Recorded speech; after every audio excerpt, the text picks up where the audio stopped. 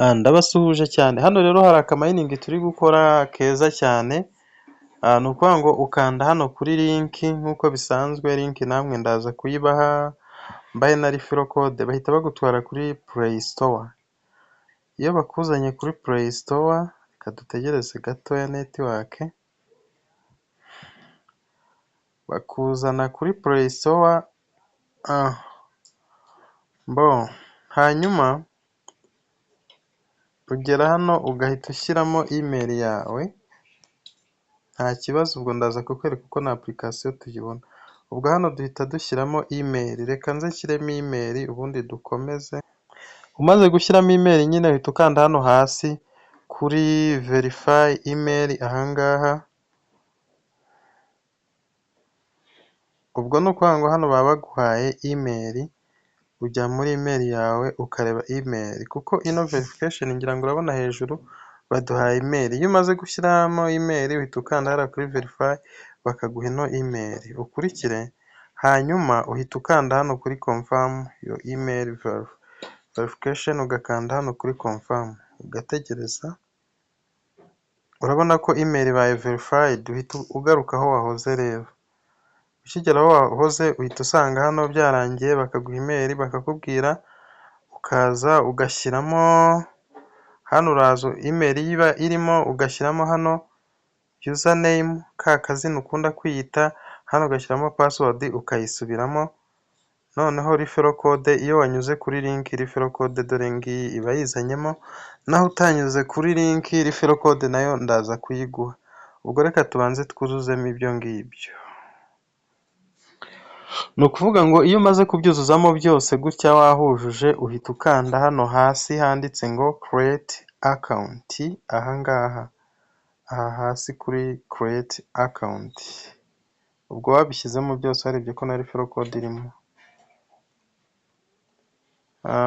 bagahita batubwira ngo invitation code ni invalid. Impamvu yari yizanyemo ariko izanamo n'utu tugambo, utungutu turadusiba rero, dusigaze guhera kuri iyi W nibyo biri byo. Reka dusibe bino byivanzemo, ibi ngibi byose hasigaremo ibi gusa. Iyi niyo referral code, noneho dukande kuri create account. Ngira ngo urabona ko bihise bikunda. Application twari twayishyizemo, niyo mpamvu wabonye bitatinze ngo tujye kuri Play Store. Noneho rero sasa urabona ugeze muri account yawe. Nimba ugeze muri account yawe, ubwo icyo usigaje ni ugukora mining. Urazamuka, uzamuke ukande hano hantu handitse ngo start mining, ngira ngo urahabona. Urascrollinga down, uzamuka ugere hano handitse start mining, uhakande utegereze. Ni ukuvuga ngo mining, ngiye gukanda kuri start, ubwo dore ndabona bahise noneho banzana kuri application. Bitandukanye n'ibindi nakoze kare, ariko nta kibazo, reka twinstalemo application. Nkanze kuri start mining bahita banzana hano, ntacyo bitwaye. Reka dushyiremo application, urayikandaho hariya nyine kuri install. Urabona iyi coin yitwa Tokecoin, Tokecoin network. Ino coin izajya ku isoko mu kwezi kwa 11 uyu mwaka. Mu kwezi kwa 11 uyu mwaka nibwo izaba listed. Ubwo rero ntabwo wavuga ngo ntubikoreye, kuko bizaguha amafaranga y'iminsi mikuru, ariko nanone uzabona amafaranga bitewe n'imbaraga wakoresheje umayininga. Muri mining umuntu abona amafaranga bitewe n'umuhate yashyizemo. Iyo ukora gakeya ubona makeya, wakora cyane nawe ukabona amafaranga menshi. Utumira abantu binjira kuri referral code yawe ubona amafaranga, wiyicarira ukamayininga wenyine ubona amafaranga, ariko aringaniye. Ni ukuvuga ngo ubwo byose biterwa n'umuhate washyizemo. Icya kabiri, hari abantu bamayininga bagaheruka bakora registration bakiyandikisha, ariko akibagirwa ko mining ifite amasaha runaka ihagarariraho, aba ari buze gusubiraho ngo yongere atangire mining. Nyabuneka ibyo bintu si byo. Reba, kora mining ushoboye, uvuga uti ni mining 5, ni 10, ni 15, ujye uzishakira umwanya uzikore, uzisure buri munsi, niko bamayininga. Naho guheruka wariyandikishije mu bintu byinshi ntunabikurikirane ntumenye amakuru yabyo, ibyo nta kintu biba bimaze rwose. Ubwo ni inama mboneyeho kubagira. Ibi bya mining bisaba gukurikirana. Urakanda hano kuri open rero, kuko natangiye nkora registration. Wowe hari igihe bari guhita bakuzana hano ukabanza ukaba wakora. Ni ukuvuga ngo rero nkigera hano ndakanda kuri allow bajye bampa notification. Kubera ko namaze kwiyandikisha, mwabonye ko twatangiye niyandikisha, ntabwo nakongera ngo nyure hano oya, kubera ko niyandikishije, ahubwo ndaza nkande hano kuri login. Ahangaha niho nkanda, hanyuma nshyiremo email na password na creatinze, kanze mbishyiremo ubundi dukomeze. Ni ukuvuga ngo nyine ubwo maze gushyiramo email na password, ndahita nkanda hano hasi kuri login, kubera yuko account yo nayicreatinze twabibonye. Ubwo urabona noneho bahise banzana hano, scrolling down njye hahandi kuri start mining hamwe naringiye. Ubwo application yageze muri telefone kare, nawe uze gutangira gutyo. Urabona ko bambwiye ko mining itangiye neza, bibaye successful. Urabona ino coin batanga coin nkeya cyane mu isaha batanga 0.8.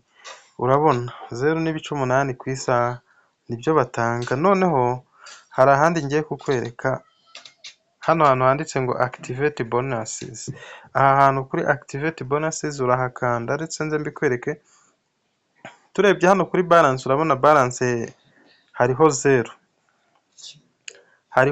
hano. Tugiye rero gukanda hano kuri activate bonus, bagira utwo baduha. Urahakanda gutya, noneho ukande kuri, urabona n'amagambo yanditse ngo activate ni amagambo, hari iri ngiri, hari n'iri. Urajya ukanda ku ijambo rimwe gusa, yose agendere rimwe. Baraguha aka kantu nyine ugakorozinge. Utu ni utu aid musanzwe mutuzi. Ukanda hano kuri close kakavamo, ugategereza aya masegonda agashira. Bahita bakubwira ko bari buguhe toki coin 5. Ubwo urongera ukande kuri activate imwe, baguha utu tuntu utegereze nyine udukuremo n'utu aid, utegereze aya masegonda, ubundi noneho bivemo. Urabona, wongere nanone ukande kuri activate, n'utu tuntu baguha ugategereza amasegonda akarangira. Aha hasi ho nukwanga ibi bikorwa rimwe mu masaha 24, bagahita baguha coin 5. Ibi ni ibintu rero bishobora kutazamara igihe. Urabona akambere ko kivanyeho, urakomeza ukande ku kandi kamwe. Ni ibintu byoroshye cyane, ntabwo iyi aid baguha ntabwo imara igihe kinini. Ndi kuvuga ngo ibi by'ama aid turi gukuramo zino coin bishobora kutazamara igihe, ugasanga bimaze igihe gito, niyo mpamvu ugomba gufatirana.